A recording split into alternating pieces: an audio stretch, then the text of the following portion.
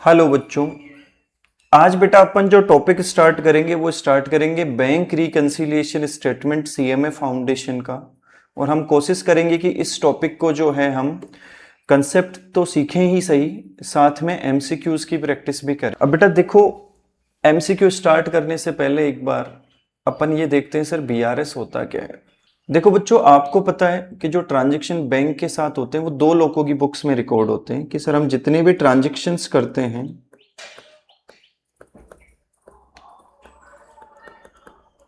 With bank, किसके साथ? Bank के साथ। ये दो जनों की बुक्स में रिकॉर्ड होते हैं। आपको पता है बेटा, बिजनेसमैन जो रिकॉर्ड करेगा वो रिकॉर्ड करेगा bank column of cash book में। किस में रिकॉर्ड करेगा? Bank column of cash book में। जबकि बैंक जो रिकॉर्ड करता है वो रिकॉर्ड करता है पासबुक में।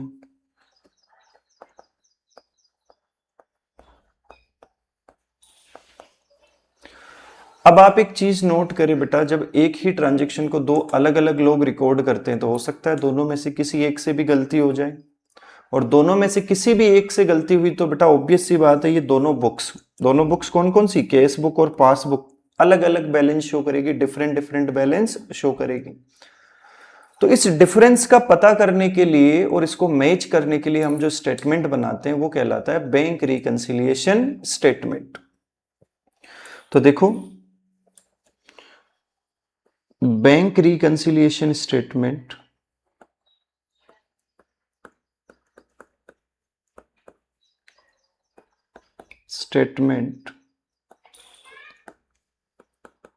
is a statement which reconcile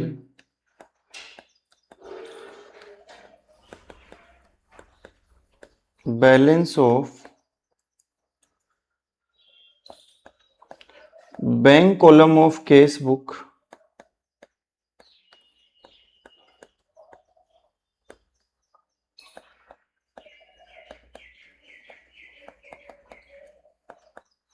with balance of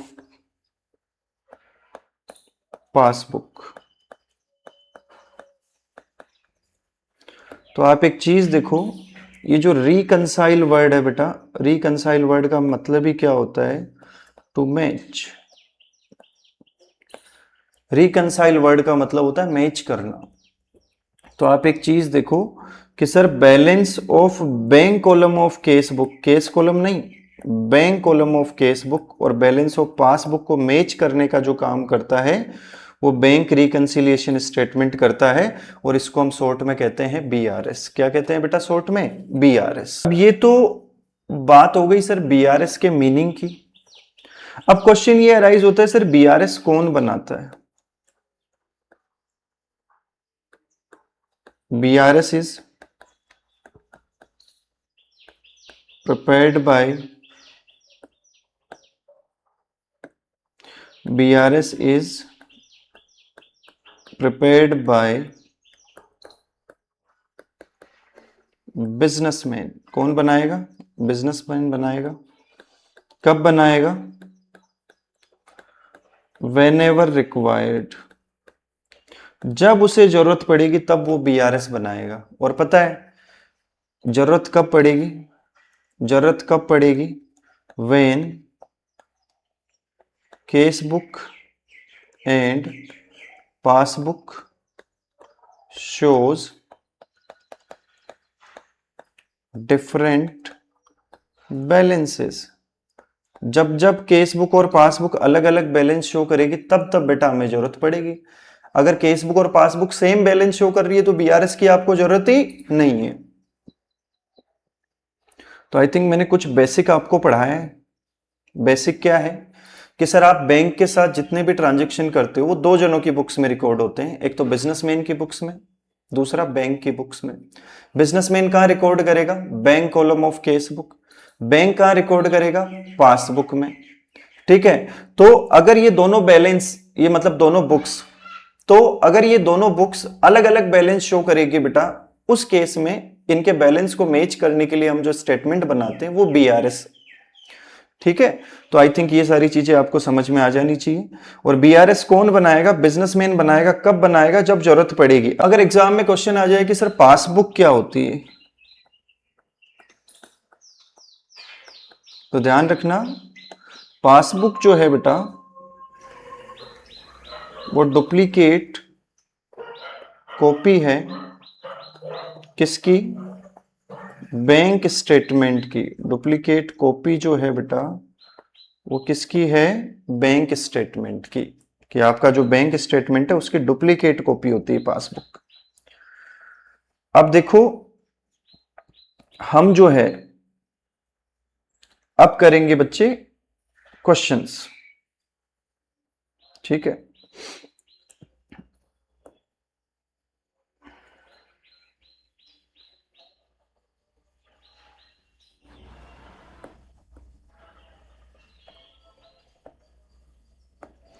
अब सबसे पहला क्वेश्चन क्या है देखो, bank reconciliation statement is prepared when. तो ऑप्शन 1 है there is a difference between bank column of cash book and passbook balance. तो हमने यही पढ़ा है बेटा कि जब भी bank column of cash book और पासबुक में डिफरेंस आएगा तो बीआरएस बनेगा। आप देखो ट्रायल बैलेंस डजंट एग्री, यहां थोड़ी बनता है BRS. Cash book is close at the end of year, यहां पे भी नहीं बनता। फाइनल अकाउंट्स और prepared, final accounts are prepared, यहां पे भी नहीं बनता। तो ऑप्शन 1 ही हमारा आंसर हो गया था। वैसे तो ऑप्शन ए को पढ़ के हमें समझ आ गया था कि हमारा आंसर है, फिर भी अपन ने सारे ऑप्शंस चेक कर लिए। सेकंड क्वेश्चन देखो, सेकंड क्वेश्चन में क्या है बेटा, bank reconciliation statement is prepared by. तो आंसर आपको पता है बिजनेसमैन। अभी हमने पढ़ा था कि बैंक रिकंसिलिएशन स्टेटमेंट कौन बनाएगा बेटा? बिजनेसमैन बनाएगा। फिर उसके बाद में देखो विच, ये पीवाईक्यू है देखो आपका 2019 का पीवाईक्यू है बेटा दिसंबर का। Which one of these document is not required for BRS. कि सर बैंक रिकंसिलिएशन बनाने के लिए आपको इनमें से कौन सा डॉक्यूमेंट नहीं चाहिए? Bank column of cash book ये तो चाहिए सर, बैंक पासबुक ये भी चाहिए, प्रीवियस ईयर की बैलेंस शीट ये नहीं चाहिए, और बैंक स्टेटमेंट ये भी चाहिए। तो आपसे पूछा क्या है इसने, क्या नहीं चाहिए?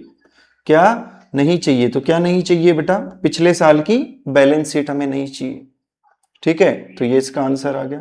आगे देखो, अगेन पीवाईक्यू है बेटा दिसंबर 25 का। क्या कह रहा है देखो, which of the following document is not required for preparing BRS. देखो सेम क्वेश्चन है, बस थोड़े से ऑप्शन अलग है, बाकी क्वेश्चन सेम है।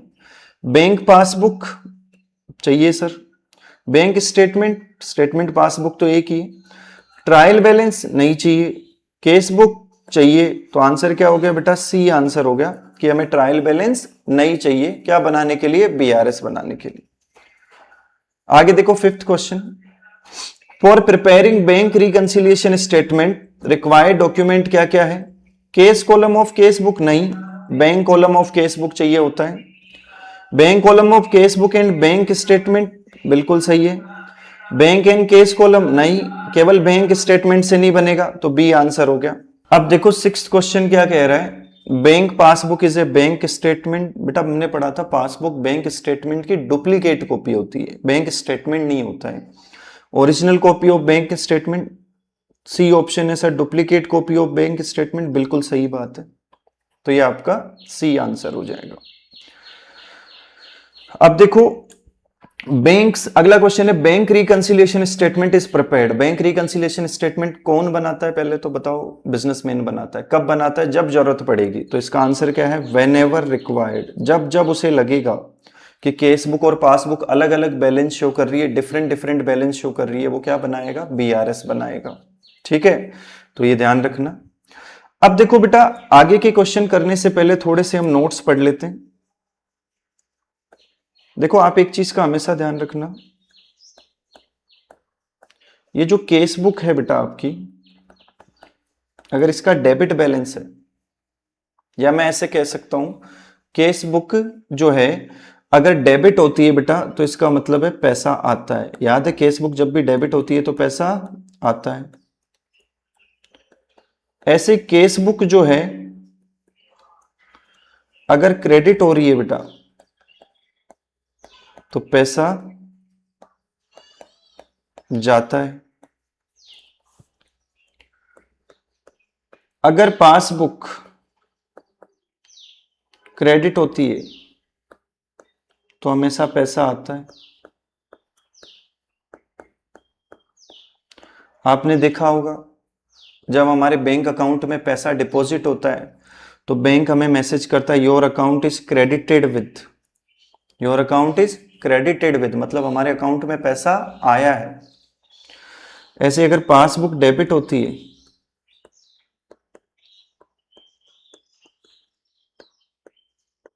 तो पैसा जाता है। अब देखो मैं इसके पीछे का प्रॉपर लॉजिक आपको बताऊं, ऐसा क्यों हुआ। हम बैंक में पैसा जमा कराएंगे, हम लोग बैंक में पैसा जमा कराएंगे तो बेटा हमारी तो एसेट है और बैंक की क्या है, लाइबिलिटी है। तो देखो हम तो डेबिट करेंगे क्योंकि हमारी क्या है, वो एसेट, और बैंक की लाइबिलिटी है तो बैंक क्या करेगा बेटा, उसको क्रेडिट करेगा अपनी बुक्स में। ऐसे ही अगर मैं बात करूं बेटा, केस बुक जो है वो क्रेडिट होती है कि पैसा जाता है तब क्रेडिट होती है, तो उसको भी मैं समझा देता हूं कि मान लो हम क्या कर रहे हैं, बैंक से पैसे निकाल रहे हैं बेटा, तो हमारी एसेट कम हो रही है। हमारी एसेट क्या हो रही है बेटा, कम। तो हमारी एसेट कम हो रही है तो एसेट का बैलेंस डेबिट होता है, कम करने के लिए क्या करेंगे, क्रेडिट। ऐसे बैंक की लाइबिलिटी कम हो रही है, बैंक की क्या कम हो रही है, लाइबिलिटी कम हो रही है, तो लाइबिलिटी का बैलेंस क्रेडिट होता है, कम करने के लिए क्या करेंगे, डेबिट करेंगे। तो आई थिंक ये बैलेंसेस का चक्कर आपको समझ में आया होगा। अब अगर क्वेश्चन में केस बुक का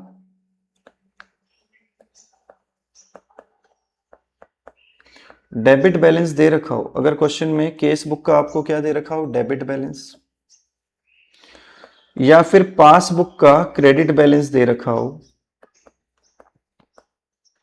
तो ये दोनों ही पॉजिटिव बैलेंस होते हैं, फेवरेबल बैलेंस होते हैं। इनको हम क्या बोलेंगे, favourable balance, positive balance.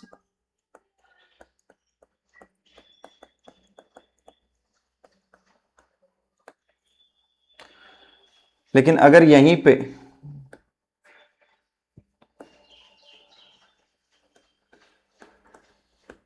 Case book का क्रेडिट बैलेंस है और पासबुक का डेबिट बैलेंस है, तो इसका मतलब ये नेगेटिव बैलेंस है।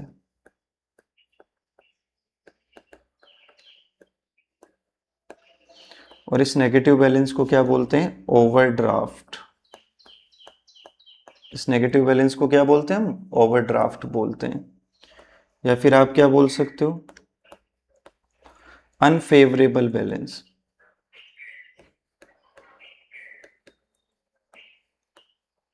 क्या बोलोगे, अनफेवरेबल बैलेंस।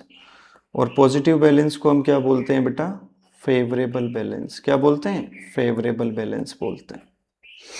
तो ध्यान रखना एग्जाम में ऐसे क्वेश्चन आते हैं, ठीक है। तो आओ देखो कुछ क्वेश्चंस करते हैं।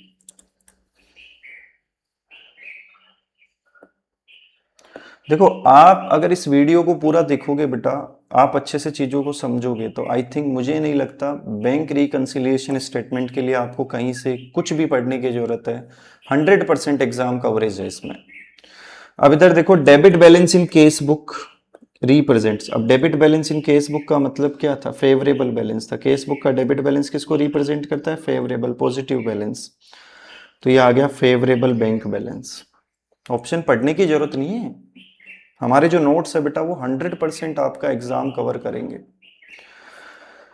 आगे देखो, bank overdraft as per cash book. अब केस बुक का बैंक ओवरड्राफ्ट कब होता है, जब केस बुक का क्रेडिट बैलेंस होता है। कौन सा बैलेंस होता है, क्रेडिट बैलेंस होता है केस बुक में। तो देखो credit balance in bank column of cash book, ये बी आपका आंसर हो गया। ये आपका PYQ है, 2016 में आया हुआ दिसंबर में। क्रेडिट बैलेंस इन पासबुक का, पासबुक का क्रेडिट बैलेंस है, पासबुक का क्रेडिट बैलेंस पॉजिटिव बैलेंस होता है, फेवरेबल बैलेंस होता है। तो बताओ क्या आएगा, फेवरेबल बैंक बैलेंस।